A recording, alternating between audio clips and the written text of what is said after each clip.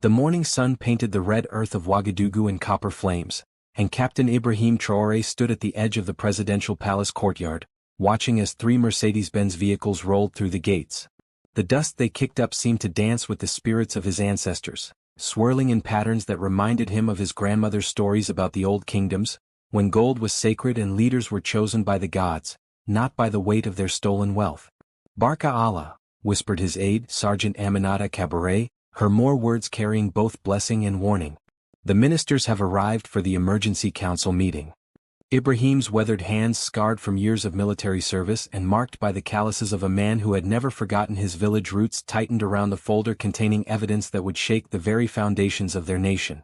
Inside were bank statements, photographs of secret gold mines, recorded conversations, and most damning of all, a ledger written in the careful French script of Minister Kwame, documenting 7 years of systematic theft from Burkina Faso's mineral wealth. Aminata, he said, his voice carrying the low rumble of distant thunder, today we either restore our nation's dignity or we become part of the rot that has poisoned our soil. He turned to face her, his eyes holding the intensity of a man who had seen too much suffering in the refugee camps, too many children with distended bellies while their country's gold flowed into Swiss accounts. Are you prepared for what comes next?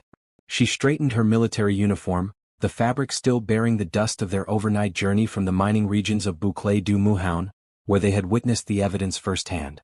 Captain, my grandfather fought the French colonialists with nothing but courage and ancestral prayers. Today we fight the colonialists who wear our own faces. The irony was not lost on either of them. Independence had come in 1960, but the chains had simply changed hands. As they walked toward the council chamber, Ibrahim's mind drifted to the conversation he'd had 3 days earlier with Mama Fatoumata, the market woman whose wisdom was sought by presidents and paupers alike. She had grabbed his wrist with fingers gnarled by decades of sorting millet, her eyes clouded by cataracts but her vision clear as mountain water. Nguma, she had said, using the Diola word for chief, the ancestors are restless. They whisper that the time of accounting has come. But remember, when you strike at a king, you must not miss. The memory sent a chill down his spine as he pushed open the heavy wooden doors of the council chamber. The council chamber was a monument to colonial architecture, high ceilings, mahogany panels imported from Ghana, and portraits of French governors still hanging beside those of Burkina Faso's independence heroes. The irony was intentional, Ibrahim knew. Some wounds were meant to stay visible. Around the oval table sat the 5 ministers he had summoned. Defense Minister Kwame, whose Swiss bank account held 14 million euros. Finance Minister Ouedraogo, who had sold mining rights to Chinese corporations for personal gain. Energy Minister Sawadogo, whose consulting fees from Western oil companies exceeded his official salary by a factor of 50. Education Minister Compare, who had built 3 mansions while schools in his own district lacked textbooks. And Health Minister Kinda, whose medical supply contracts had left hospitals without basic equipment while her family lived in luxury that would embarrass European royalty. Each of them sat with the careful composure of predators pretending to be herbivores, their French-tailored suits and Swiss watches glinting in the morning light that streamed through windows overlooking the courtyard where Thomas Sankara had once walked, dreaming of an Africa that belonged to Africans. Gentlemen, Ibrahim began, his voice carrying the cadence of a traditional griot beginning an epic tale, I have called you here because our nation bleeds while you feast. Minister Kwame, a man whose belly spoke of too many French restaurant meals while his constituents survived on millet porridge, leaned back in his chair with practiced arrogance. Captain Traoré, surely you understand that development requires compromises. The colonial masters may have left, but their economic systems remain. We must work within those systems. Work within them? Ibrahim's voice dropped to a whisper that somehow filled the entire room. Or prostrate ourselves before them like our grandfathers were forced to do? He opened the folder, and the sound of papers rustling seemed to echo like drums in the sudden silence. Minister Kwame, would you like to explain to the people of Burkina Faso how you accumulated 14 million euros in a Geneva bank account on a government salary of 30,000 euros per year? Kwame's face, dark as river stones, paled to the color of dry earth. All my investments? Your investments. Ibrahim's voice carried the mocking tone of a hyena. Let me read from your own ledger, written in your own hand. He lifted a photocopied page, the French words seeming to burn the air as he spoke them aloud. Recu 3 millions de la compagnie minière canadienne pour les droits d'extraction sans supervision environnementale. The translation hung in the air like incense in a mosque. Received $3 million from the Canadian mining company for extraction rights without environmental oversight. You sold our children's future for the price of a European sports car, Ibrahim continued, his voice rising with the rhythm of a praise singer building toward climax. While the Bisa people in your district drink contaminated water because your Canadian friends dumped cyanide in their wells. Minister Ouedraogo, a thin man whose nervous habit of clicking his gold pen had intensified with each revelation, finally spoke. Captain, you cannot understand the complexities of international finance. These arrangements, they bring foreign investment. Foreign investment. Ibrahim stood, his 6-foot frame casting a shadow across the table. Is that what we call it when Chinese corporations strip mine our gold for pennies on the dollar while you receive consulting fees that exceed the annual budget of 3 provinces? He pulled out a photograph, aerial shots of the Essakane gold mine, its poisoned earth spreading like a cancer across what had once been fertile farmland. This is your foreign investment, Minister. 12,000 hectares of dead soil. Water tables poisoned for the next 50 years. And in return, Burkina Faso received $18 million while the extracted gold was worth $400 million on international markets. The silence that followed was broken only by the sound of Minister Ouedraogo's heavy breathing. The man was sweating through his Italian silk shirt despite the air conditioning, beads of perspiration forming constellations on his forehead like the scarification marks of his ancestors who would have died of shame to see what their descendants had become. You think your Swiss accounts will protect you, Ibrahim said, his voice now carrying the hypnotic rhythm of a traditional ceremony. You think your European passports will save you when the people discover that while they queued for hours to buy subsidized rice, you were dining on lobster in Parisian restaurants, paid for with money stolen from orphanages and hospitals. He walked slowly around the table, his military boots clicking against the marble floor with the precision of a death march. Behind each minister he placed a photograph, Kwame Chateau in the Loire Valley, Ouedraogo's fleet of Range Rovers, Ouedraogo's children attending Swiss boarding schools, Comparis' wife's jewelry collection worth more than the annual education budget, Kinda's private jet, purchased with funds meant for rural health clinics. The spirits of our ancestors are watching, Ibrahim said, stopping behind his own chair. Thomas Sankara's ghost walks these halls. Maurice Yimiogo turns in his grave. They fought for independence and you have sold us back into slavery. Minister Compare, a woman whose regal bearing could not disguise the fear now dancing in her eyes, finally found her voice.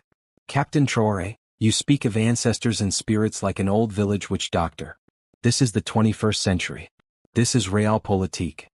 Ibrahim's laughter was like the sound of wind through baobab trees, ancient, knowing, and somehow terrible. Realpolitik. A German word for French corruption dressed in English cynicism. Tell me, Minister, when did you decide that education was a commodity to be sold to the highest bidder? He opened another file, this one thick with contracts and invoices. The textbooks never arrived in Gourma province, did they? 2 million euros allocated for educational materials, and yet children in your own constituency are still learning to read from books printed in 1987, pages falling apart like dried leaves. The supply chain was disrupted, she began. The supply chain. Ibrahim's voice cut through her words like a ceremonial knife. Is that what you call the shell company in Panama that you used to launder the money?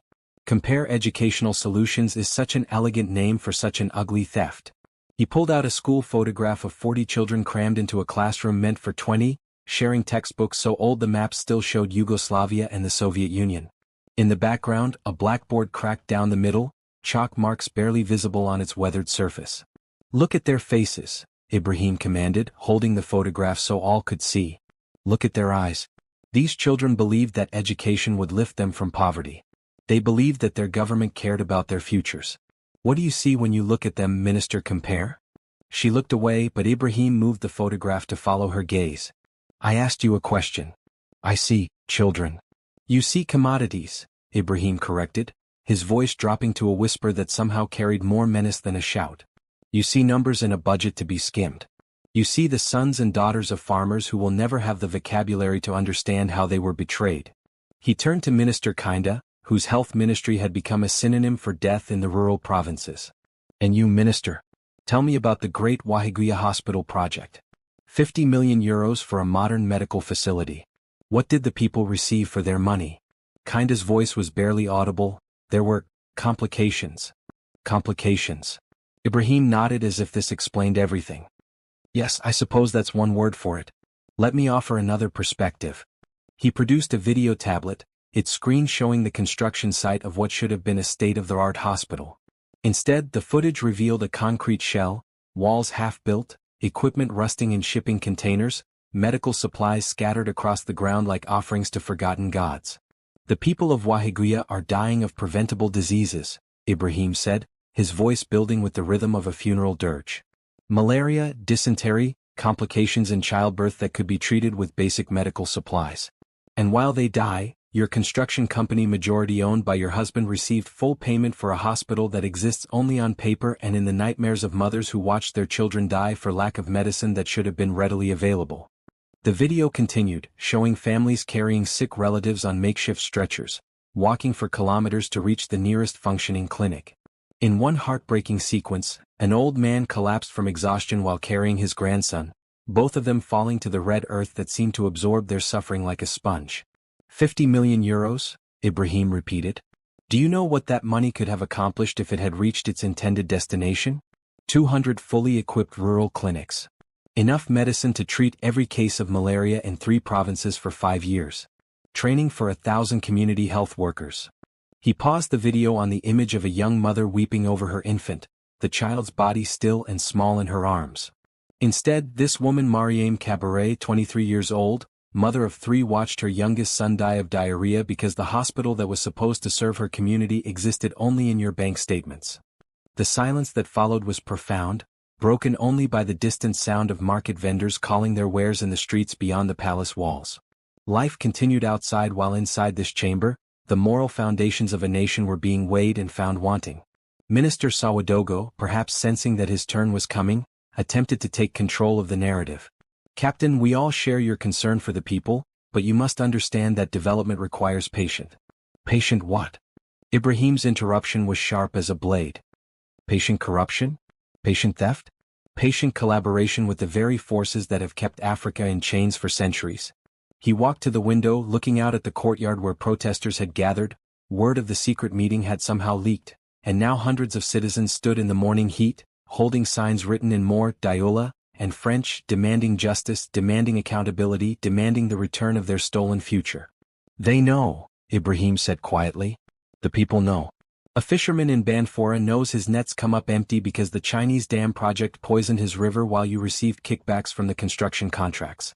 A farmer in Kedugu knows her soil is exhausted because the fertilizer subsidies were diverted to your private accounts while she was sold expired chemicals that burned her crops.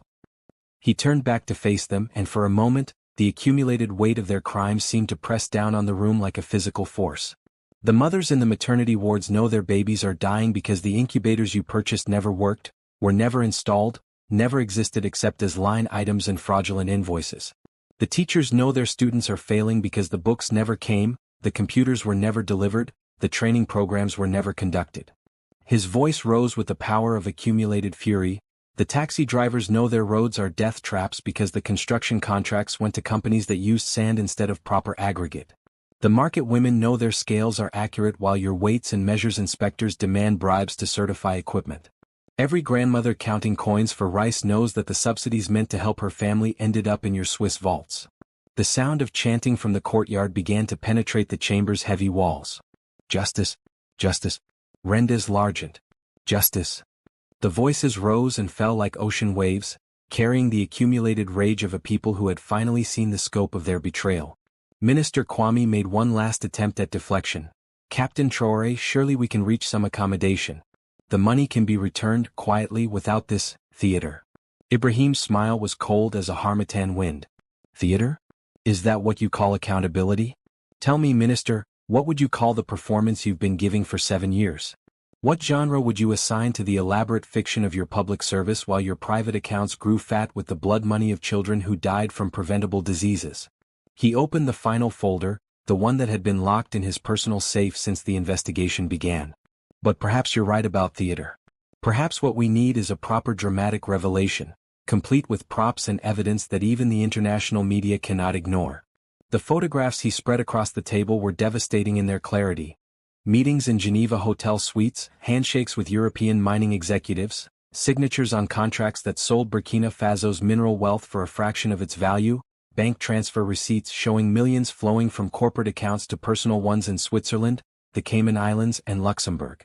"This is the gold mine in Bissa," he said, pointing to an aerial photograph that showed the environmental destruction in stark detail. 60,000 tons of gold bearing or extracted over 3 years. The international market value of the recovered gold, $240 million. The amount paid to Burkina Faso's treasury, $18 million. The amount paid to your personal accounts, $12 million. The mathematics of corruption were brutally simple, and each number fell like a hammer blow on the conscience of anyone who still possessed one. "And this," Ibrahim continued, producing a recording device, "is Minister Sawadogo explaining to his Canadian business partners how environmental protection laws can be navigated for the right price."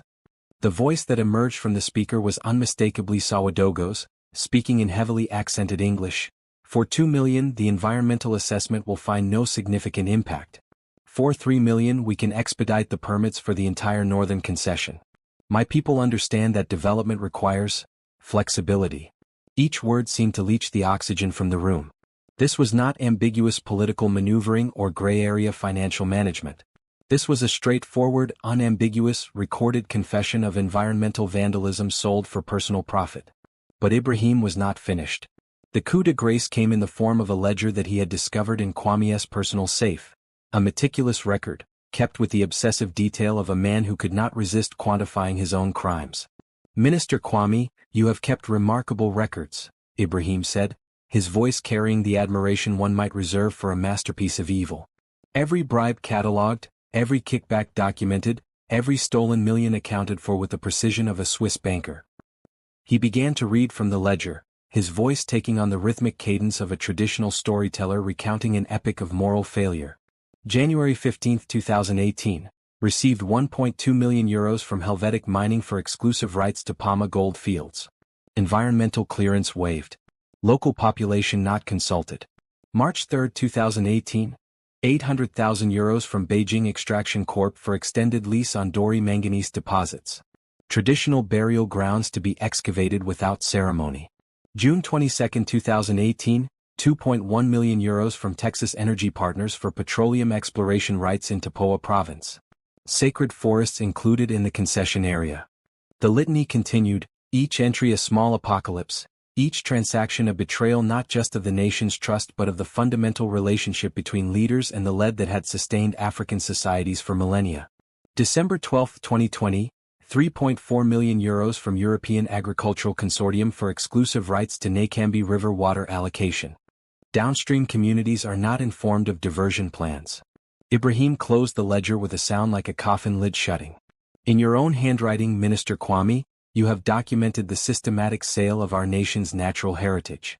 You have kept receipts for the auction of our children's birthright." The silence that followed was not empty but pregnant with consequence. Outside, the chanting had grown louder, and now it was joined by the sound of drums.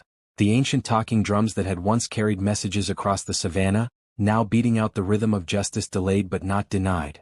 Minister Kinda, who had remained silent through most of the proceedings, finally spoke, her voice barely above a whisper. "What do you want from us, Captain?" Ibrahim's response came not as a demand but as a story, told in the style of the griots who had preserved West African history through centuries of oral tradition. "There was once a king," he began, his voice taking on the hypnotic rhythm that his grandmother had used when telling tales under the stars, "who ruled over a land rich with gold, blessed with fertile soil, and populated by a people whose ancestors had built great empires when Europe was still learning to count beyond their fingers. This king had advisors, men and women, who had sworn sacred oaths to serve the people, to guard the nation's wealth, to ensure that prosperity flowed not upward to foreign masters but downward to the villages and towns where children played in the dust and mothers ground millet by hand. But these advisors were seduced by the whispers of strangers from across the sea, men with pale skin and dark hearts who spoke sweetly of partnership while their hands picked the locks of the nation's treasury. The advisors forgot their oaths, forgot their people, forgot the spirits of their ancestors who watched from the realm beyond death. They began to steal. Not openly, for they were not so foolish, but with the sophisticated methods taught to them by their foreign masters. Shell companies, offshore accounts, consulting fees, cost overruns, ghost contracts, the vocabulary of modern theft dressed in the language of development and progress. The king did not notice at first, for the advisors were skilled in deception, and they made sure that enough crumbs fell from their table to keep the king's immediate concerns satisfied. But the people began to suffer. Children went hungry while food aid was sold for profit. Students learned from torn books while education budgets disappeared into foreign banks. Mothers gave birth in darkness while medical equipment rusted in warehouses, never distributed because distribution required acknowledging that it had been purchased at all. And still the advisors stole, their appetites growing with feeding, their methods becoming more brazen, their justifications more elaborate. They told themselves they were realists, that corruption was simply the price of doing business in a world still controlled by the former colonial powers. They told themselves they were patriots, that their personal wealth would somehow benefit the nation through the mysterious alchemy of trickle-down economics. But the ancestors were watching. The spirits of Thomas Sankara and Maurice Yamaogo and all the freedom fighters who had died for independence, they were watching, and they were growing restless in their eternal rest, disturbed by the betrayal of everything they had died to achieve. And so the ancestors chose an instrument of justice, not a perfect man, for perfect men do not exist, but a man whose heart still remembered the village where he was born, whose conscience had not been purchased by foreign gold, whose dreams still echoed with the voices of his grandmother's stories about when Africa belonged to Africans. Ibrahim paused, letting the story settle in the minds of his listeners like sediment in still water. The room had become a sacred space, transformed by the power of narrative into something larger than a mere government meeting. This was Judgment Day, arrived not with biblical trumpets but with the quiet authority of truth finally spoken. "I am that instrument," he said simply. "And all of you are the corrupt advisors in the story. The question now is not what I want from you. The question is what the ancestors demand, what the people require, what justice herself insists upon." He walked to the window again, looking out at the crowd that had swelled to over 1,000 people. Market women stood next to university students, farmers beside mechanics, traditional chiefs alongside young professionals, all of them unified by the common experience of betrayal, all of them demanding the same thing: accountability. "The people want their money back," Ibrahim said, turning from the window. "All of it. Every euro, every dollar, every franc that you have stolen from hospitals and schools and roads and clinics. They want the mining contracts renegotiated so that Burkina Faso receives fair value for its resources. They want the environmental damage repaired, the poison water cleaned, the degraded soil restored." His voice began to rise again, building toward the crescendo that everyone in the room could feel approaching. "They want the children of Wahiguya to have a hospital that exists in reality, not just on paper. They want the schools of Gourma province to have books printed in this century, not relics from the colonial era. They want roads that don't crumble after the first rains, water that doesn't carry disease, and leaders who remember that public service is supposed to serve the public." He slammed his hand on the table with a sound like thunder, and several of the ministers jumped in their seats. "And if you cannot give them these things willingly, then they will take them by force, and your Swiss bank accounts will not protect you when the people decide that enough is enough." The moment of decision had arrived with the inevitability of sunrise.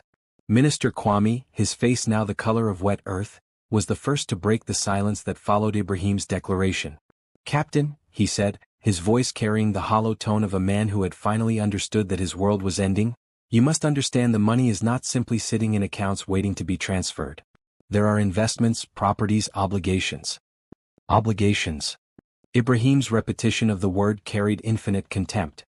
"Yes, I'm sure your Swiss accountants have been very creative in making stolen money appear legitimate. But let me share some obligations of my own." He produced a final document, this one handwritten in Arabic script, with French translation attached. "This is a letter from the Imam of the Grand Mosque of Ouagadougou. He has been keeping a list of every person who died because of your corruption, every child who succumbed to preventable disease, every woman who died in childbirth for lack of proper medical care, every accident victim who perished on roads that should have been properly maintained." Ibrahim's voice dropped to a whisper that somehow filled the entire space. "The Imam has declared that anyone who possesses the power to return stolen money but refuses to do so bears responsibility for every future death that results from the continued lack of proper infrastructure and services. In Islamic law, this makes you not just a thief but an accessory to murder." The psychological impact was devastating.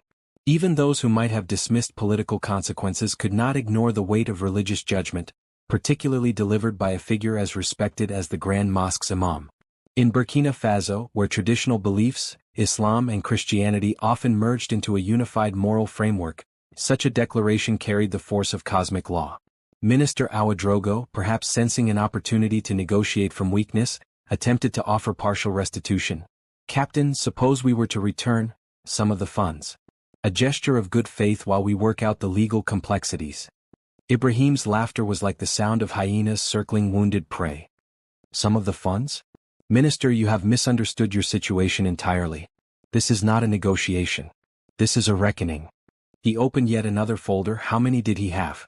And spread out documents that made the previous revelation seem almost quaint by comparison. These were contracts for arms sales, agreements to allow toxic waste dumping, permits for illegal logging that would have stripped entire forests bare. While we have been discussing your financial crimes, Ibrahim said, his voice taking on the inexorable quality of fate itself, I have been saving the most serious charges for last. Treason, Minister Ouedraogo. Conspiracy against the state. Collaboration with foreign powers to undermine national security. The arms contracts were damning beyond belief. Weapons purchased by the national defense budget at 5 times their market value, with the excess flowing into personal accounts. But worse, far worse, were the accompanying agreements to sell those same weapons to rebel groups in neighboring countries, creating instability that would justify increased military spending and foreign intervention. You have been operating a cycle of manufactured crisis, Ibrahim explained, his voice carrying the measured tone of a prosecutor presenting irrefutable evidence. Create instability, justify increased military spending, steal from the military budget, then sell the weapons that were purchased with stolen money to create more instability. It is a business model that would have impressed Machiavelli himself, if Machiavelli had been a traitor to his own people. The evidence was overwhelming, but Ibrahim was not content to simply present facts.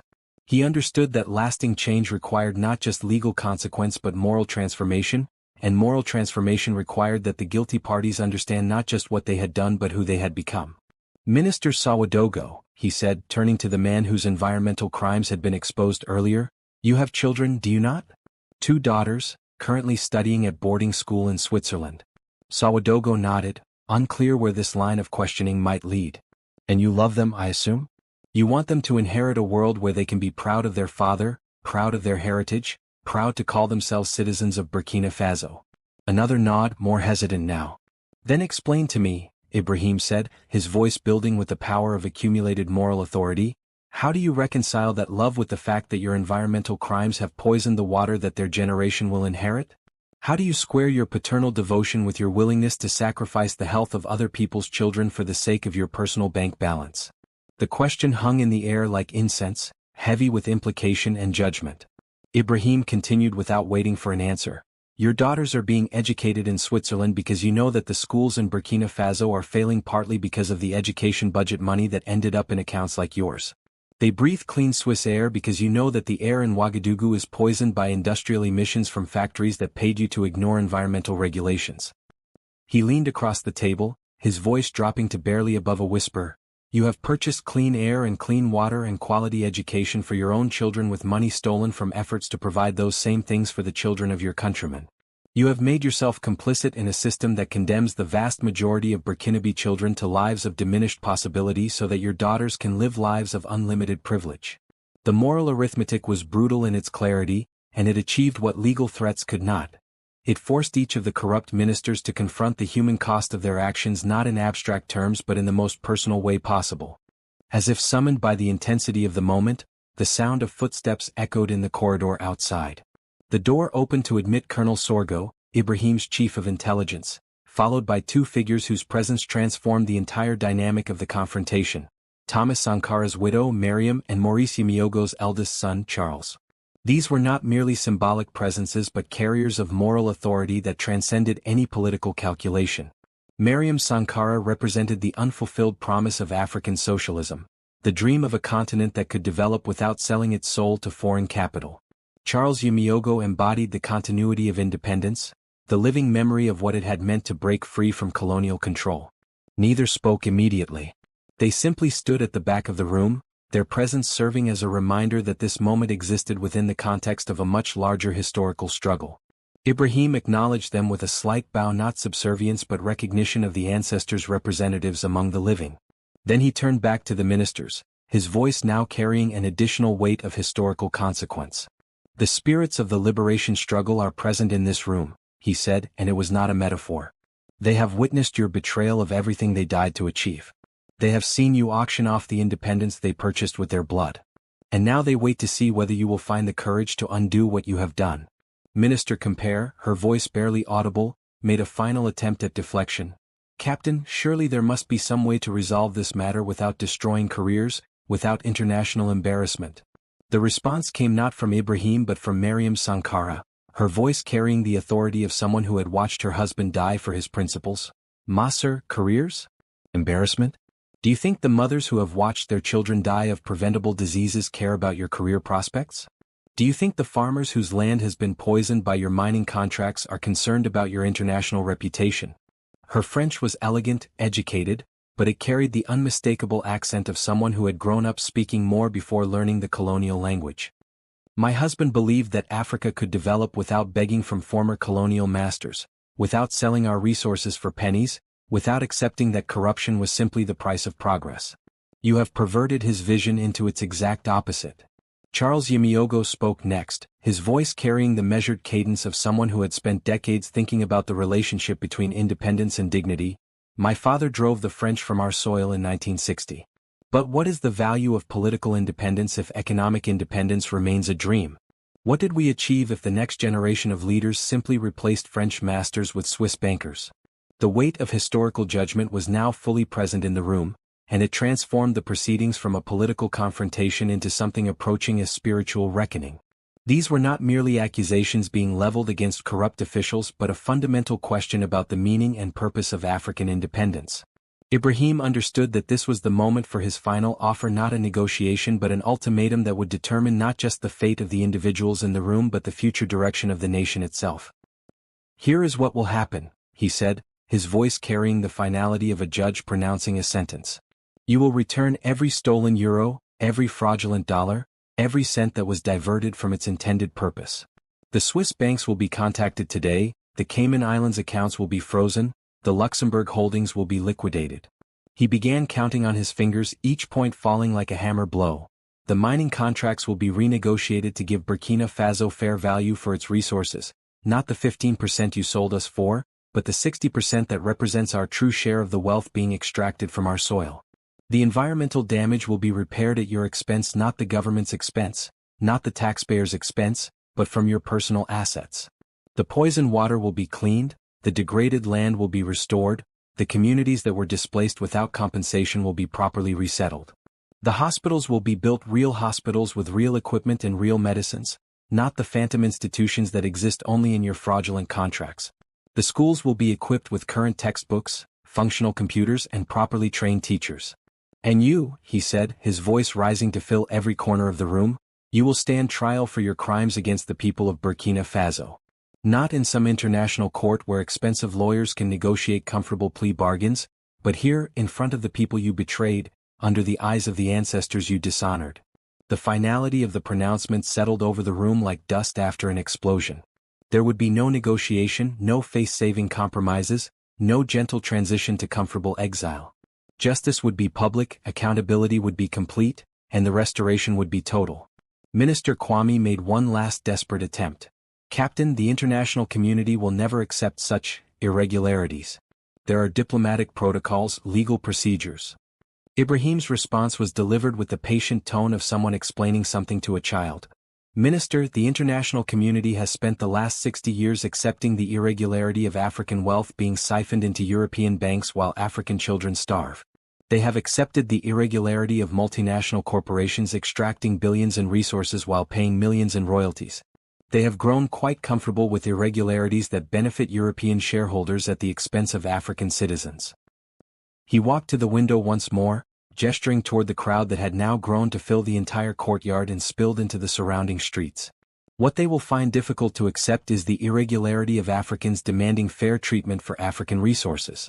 What will disturb their sleep is the irregularity of African leaders who refuse to be bought." As if responding to some unseen signal, the sound of traditional drums began to echo from the courtyard below. Not the political rally drums of modern protests, but the deep, rhythmic beating of the gem and talking drums that had once carried messages across the savannah, announcing the arrival of kings, the declaration of wars and the dispensation of justice. Mariam Sankara moved to stand beside Ibrahim, her presence lending additional gravity to his words. When my husband spoke of African dignity, she said, her voice carrying across the room like a prayer, he was not speaking in abstractions. He was talking about moments like this. Moments when African leaders must choose between personal comfort and continental liberation. Charles Yimiogo nodded in agreement. Independence is not a historical event that happened in 1960. Independence is a choice that must be made every day by every generation, by every leader who holds the power to serve the people or serve foreign masters. The drums outside grew louder, and now they were joined by voices not the angry chanting of earlier but the rhythmic call and response of traditional praise songs. The people were not merely demanding justice, they were calling upon the spiritual forces that connected them to their ancestors, their land, and their collective destiny. Ibrahim understood that this was the moment for the final revelation, the evidence that would make any resistance impossible and any appeals to international sympathy irrelevant. He opened his briefcase and withdrew what appeared to be an ordinary mobile phone. "Ministers," he said, holding up the device, "I want you to listen to something." The voice that emerged from the phone speaker was immediately recognizable as that of Jacques Dubois, the CEO of Helvetic Mining Corporation, speaking to someone in rapid French. But it was the second voice that caused all 5 ministers to freeze in their chairs, the unmistakable accent and distinctive laugh of Minister Kwame. "Mes amis africains ne comprennent pas les réalités du commerce international," Dubois was saying. "Ils pensent encore que les pouvaient négocier comme des égaux. Mais nous savons tout que l'Afrique restera toujours un fournisseur de matières premières, jamais un partenaire égal." The translation was devastating. My African friends don't understand the realities of international commerce. They still think they can negotiate as equals. But we all know that Africa will always remain a supplier of raw materials, never an equal partner. Kwame's laughter in response was like the sound of a man signing his own death warrant. "Exactement, mon ami. Tant que les nous payent bien, nous pouvons leur vendre en importe quoi. L'indépendance est un mot que nous utilisons pour les discours publics." Exactly, my friend. As long as they pay us well, we can sell them anything. Independence is a word we use for public speeches. The silence that followed was so complete that the sound of individual heartbeats seemed to echo in the room. This was not merely evidence of corruption or financial malfeasance. This was recorded proof of ideological treason, African leaders openly mocking the concept of independence, explicitly collaborating with foreign powers who held them in contempt. "That conversation," Ibrahim said quietly, "was recorded 6 months ago at the Hotel Beau Rivage in Geneva. Minister Kwame was there to finalize the contract that gave Helvetic Mining exclusive rights to the Palma gold fields for the next 25 years, in return for royalties that amount to less than 3% of the extracted value." He let that number settle in their minds before continuing, 3%, ministers. The international standard for resource extraction royalties is between 20 and 30%. You sold our national patrimony for 1/10 of its fair value, and then celebrated your betrayal with champagne and cognac in a Swiss hotel suite. But the recording was not finished. Dubois's voice continued, now discussing other African leaders with the casual contempt of a colonial administrator. "Le problème avec ces Africains, c'est qu'ils pensent que nous les respectons. Ils ne comprennent pas que nous les voyons exactement comme nos grands-pères voyant leurs grands-pères, comme de fournisseurs de matières premières et de acheteurs de produits finis." The problem with these Africans is that they think we respect them. They don't understand that we see them exactly as our grandfathers saw their grandfathers, as suppliers of raw materials and buyers of finished products. The colonial mindset was laid bare in language so explicit that even the most cynical observer could not dismiss it as misunderstanding or misinterpretation. This was the frank admission that the relationship between Africa and its former colonizers had never fundamentally changed, only the mechanisms of extraction had become more sophisticated. Kwame's response was perhaps the most damning statement any African leader had ever made on record. "C'est pourquoi nous travaillons si bien ensemble. Vous gardez votre supériorité, nous gardons nos comptes bancaires et nos peuples, et bien ils garderont leurs illusions d'indépendance." That's why we work so well together. You keep your superiority, we keep our bank accounts and our people. Well, they'll keep their illusions of independence. The impact of the recording was beyond calculation. These were not words that could be explained away, contextualized, or dismissed as political rhetoric taken out of context. This was the frank admission by an African leader that independence was an illusion maintained for the benefit of the masses while the real business of colonial extraction continued uninterrupted. Minister Compere was the first to speak, her voice barely above a whisper. Captain, surely you understand that private conversations. Private conversations? Mariam Sankara's interruption was sharp as a blade. Ma sir, there is nothing private about selling your people's future to their former oppressors. There is nothing private about mocking the independence that better men than you died to achieve. Charles Yamiogo stepped forward, his face bearing an expression of such profound disappointment that it seemed to age him visibly. When my father negotiated with the French for our independence, they told him that Africans were not ready for self-governance, that we would inevitably fall into corruption and chaos without European guidance. He proved them wrong through decades of honest leadership. You have proven them right through years of shameless betrayal. The weight of historical judgment was now fully present in the room. This was no longer about individual corruption or even systemic theft. This was about the fundamental question of whether African independence had any meaning at all, or whether it was merely a facade behind which the colonial relationship continued unchanged. Ibrahim understood that the moment had come for the final revelation, the evidence that would not only damn the individuals in the room but provide the foundation for a complete restructuring of Burkina Faso's relationship with the global economy. There is one more recording, he said, his voice carrying the solemnity of a funeral oration. This one was made 2 weeks ago, during a conference call between the ministers in this room and representatives of the International Monetary Fund. The device crackled to life once more, and the voice that emerged was immediately recognizable as that of Dr. Elizabeth Morrison, the IMF's Director for African Affairs. Her tone was businesslike, professional, and utterly dismissive of African sovereignty. Gentlemen, we appreciate your cooperation in maintaining the structural adjustment programs that keep your economies properly aligned with global markets. The debt restructuring package we're offering will ensure continued flow of international capital, provided you maintain the mining concessions and agricultural export quotas at current levels. Minister Ouedraogo's voice was clearly audible in response. Of course, Madame Morrison. We understand that development requires discipline. Our people may not always appreciate the necessity of these measures, but we know that prosperity comes through integration with global markets, not through the romantic nationalism of our predecessors. The betrayal was complete. Not only had these leaders sold their country's resources for personal gain, but they had done so while explicitly rejecting the romantic nationalism of the independence generation, the very movement that had given them the power to make such betrayals possible. Dr. Morrison's response revealed the mechanism by which modern colonialism operated. Exactly. The beauty of the current system is that African governments themselves implement the policies that ensure continued resource flow to developed markets. Much more efficient than the old colonial administration, and with the added benefit of local legitimacy. Local legitimacy. The phrase hung in the air like a curse. This was the frank admission that African leaders were being used as a legitimizing facade for policies designed to maintain the colonial economic relationship while giving it the appearance of post-colonial independence. But the recording continued, and what followed was perhaps the most damaging statement of all. Minister Ouedraogo's voice, clear and unmistakable. The environmental regulations can be adjusted as needed. Our people have lived with environmental challenges for centuries.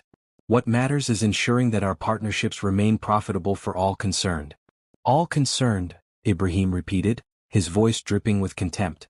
By which you mean everyone except the people who actually live on the land being poisoned, who drink the water being contaminated, who breathe the air being polluted by industries that pay you to ignore environmental protection laws. He turned to face each minister in turn, his eyes holding them with the intensity of a man pronouncing final judgment. You have sold not just our present but our future. You have mortgaged not just our resources but our children's health. You have betrayed not just your oaths of office but the fundamental covenant between leaders and the lead that has sustained human society since the beginning of time. The drums outside had grown louder, joined now by other traditional instruments, the balafon, the kora, the haunting sound of the algaida. This was no longer a political protest but a spiritual ceremony, a calling upon the ancestors to witness and judge the betrayal of their descendants. As the traditional music swelled outside, Ibrahim made a gesture to Colonel Sorgo, who stepped forward with a leather satchel that had clearly seen considerable use. The colonel opened it to reveal stacks of documents, each bearing official seals and signatures, evidence that the investigation had been far more comprehensive than even the ministers had imagined. While you have been selling our future in Geneva hotel suites, Ibrahim said, we have been building the infrastructure for its recovery. These are contracts with mining engineers from Ghana and South Africa, environmental restoration specialists from Kenya and Nigeria, agricultural experts from Senegal and Mali. He spread the documents across the table like a royal flush in a game where the stakes were national survival. African solutions to African problems, financed not by international loans that mortgage our grandchildren's futures, but by the recovery of wealth that was stolen from African treasuries. The scope of the planned transformation was breathtaking. New mining contracts that would give Burkina Faso 70% of extracted value instead of the current 15%. Environmental restoration projects that would not only repair the damage caused by irresponsible extraction but create a model for sustainable development that other African nations could emulate. Educational investments that would build not just schools but universities capable of training the engineers, doctors and scientists that Africa needed to reduce its dependence on foreign expertise. The Chinese dam that poisoned the Nakambi River, Ibrahim continued, pointing to a detailed engineering report, will be completely rebuilt according to environmental standards developed by Ethiopian engineers who successfully managed similar projects on the Blue Nile. The cost will be covered by the recovery of funds from Minister Ouedraogo's Swiss accounts. The specific targeting of responsibility was deliberate and devastating. This was not abstract justice but personal accountability tied to specific remediation. Each minister would watch as their stolen wealth was transformed into the infrastructure they had prevented from being built through their corruption. The Waheguya hospital that exists only on paper will be built by a consortium of African construction companies whose credentials were verified by the same engineering standards that built the successful hospitals in Kigali and Gaborone. Minister Kinda, your personal assets will fund not just this hospital but mobile clinics for every village in 3 provinces. Minister Kinda's face had gone gray, but Ibrahim was not finished with her. The medical equipment that you purchased but never installed, that has been rusting in warehouses while people died of preventable diseases, will be refurbished by technicians trained in Morocco and Egypt. Every piece of equipment will be installed, calibrated, and maintained by African expertise, eliminating the foreign technical assistance contracts that somehow always required kickbacks to government officials. The vision he was articulating was revolutionary in its implications. This was not merely the recovery of stolen funds but the foundation of genuine economic independence development financed by Africa's own wealth, implemented by African expertise, designed to serve African needs rather than foreign markets. Charles Yimiogo stepped forward, his voice carrying the authority of someone who had watched the independence struggle from childhood. This is what my father dreamed of in 1960, not just political independence but economic independence. Not just the replacement of French governors with African presidents, but the replacement of colonial economic structures with systems designed to serve African development. Mariam Sankara nodded in agreement. Thomas believed that true independence required not just the departure of foreign administrators but the departure of foreign control over African resources. What Captain Traoré is describing is the fulfillment of that vision. But Ibrahim understood that vision without enforcement was merely wishful thinking, and enforcement without popular support was merely tyranny. The final element of his plan required the transformation of the crowd outside from angry protesters into participants in national reconstruction.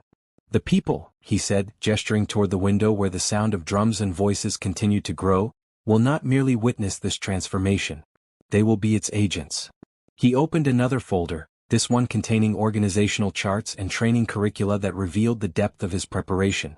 Every village will have an anti-corruption committee, elected by the villagers themselves, with the authority to inspect development projects and verify that funds reach their intended destinations. Every school will have a parent committee with access to complete financial records and the right to demand accountability from administrators. The scope of the democratization was as revolutionary as the financial recovery.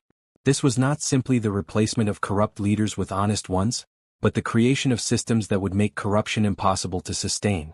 Every mining contract will be published in full in French, Moor and Diola, so that every citizen can understand exactly what is being extracted from their land and what compensation their nation is receiving. Every government expenditure above €1,000 will be posted on public bulletin boards in every village, updated monthly with explanations in local languages. Minister Kwame made one final attempt at resistance. Captain, such transparency will make it impossible to conduct normal government business. There are negotiations that require discretion, agreements that cannot be subjected to public scrutiny. Ibrahim's response was delivered with the finality of divine judgment. Minister Kwame, the kind of government business that requires secrecy from the people it serves is exactly the kind of government business that will no longer be conducted in Burkina Faso. 6 months later, Captain Ibrahim Traoré stood in the same courtyard where the confrontation had taken place, but everything had changed. The morning sun still painted the red earth in copper flames, but now those flames seemed to dance with hope rather than anger, with promise rather than protest. The recovery had exceeded even the most optimistic projections. The Swiss banks, faced with irrefutable evidence of money laundering and international pressure from other African nations following Burkina Faso's example, had repatriated over €200 million. The Cayman Islands accounts had yielded another $50 million. Luxembourg holdings had provided an additional €30 million. But money was only the beginning. The renegotiated mining contracts had already generated more revenue in 6 months than the previous corrupt agreements had produced in 3 years. The environmental restoration projects had not only begun to repair damaged ecosystems but had created thousands of jobs for young people who had previously seen no future except migration to Europe. The Waheguya Hospital was under construction, its progress monitored daily by the village committees that had become the backbone of Burkina Faso's new participatory democracy. The medical equipment was being installed by African technicians trained in state-of-the-art facilities in Dakar and Nairobi. Most importantly, the funding was transparent, the contracts were public, and the progress was undeniable. The schools of Gourma province had received their new textbooks, printed in Ouagadougou by a publishing company established with recovered funds, employing local writers and editors to produce materials that reflected African perspectives rather than European assumptions about African education.